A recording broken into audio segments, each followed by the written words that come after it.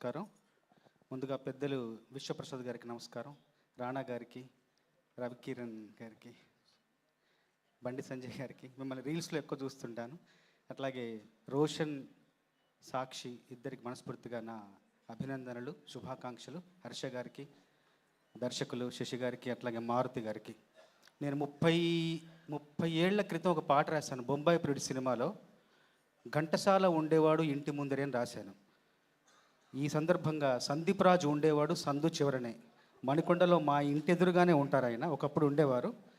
చాలా చాలా చాలా అత్యంత ప్రతిభావంతుడు, సున్నితమైన హృదయం కల దృఢమైన భావుకుడు ఆయన.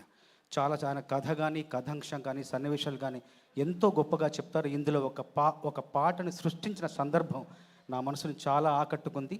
ఈ పాట రాసింది మారేడుమిల్లిలో. మారేడుమిల్లి నాకు జీవితాంతం గుర్తుంటుంది. ఎందుకంటే ఈ పాట పుట్టిన చోటుగా మారేడుమిల్లి నేను మర్చిపోలేను. అంత మంచి పాట సృష్టించే అవకాశం ఇచ్చిన సందీప్ గారికి, కాలభైరవకు మనస్ఫూర్తిగా ధన్యవాదాలు.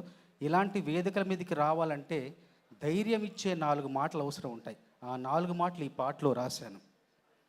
చందమామ వెలుగిస్తుంది ఏ సడి లేక, సవ్వడి లేక, అలజడి లేక, నిండు ప్రేమ వెలికొస్తుంది ఏకాంతంగా, నిస్వార్థంగా, నిశ్శబ్దంగా.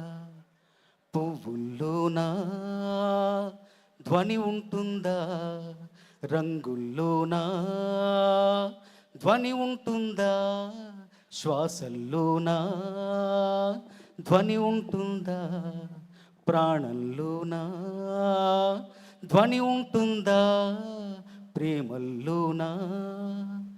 ఈ శబ్ద కాలుష్యాల అవసరముందా? శబ్ద కాలుష్యాల అవసరం లేని చిత్రం ఇది. కాకపోతే ఈ సినిమా తాలూకు నిశ్శబ్ద విజయ శబ్దం మాత్రం చాలా భారీగా, ఘనంగా వినిపించబోతుందన్న ఒక నమ్మకంతో, విశ్వాసంతో ఈ చిత్రంలో పాట రాసే అవకాశం ఇచ్చిన సందీప్ గారికి, అట్లాగే కాలభైరవకి మనస్ఫూర్తిగా ధన్యవాదాలు తెలియజేసుకుంటూ, విశ్వప్రసాద్ గారు కూడా మనస్ఫూర్తిగా ధన్యవాదాలు. అందరికీ శుభాకాంక్షలు. Thank you sir. Thank you very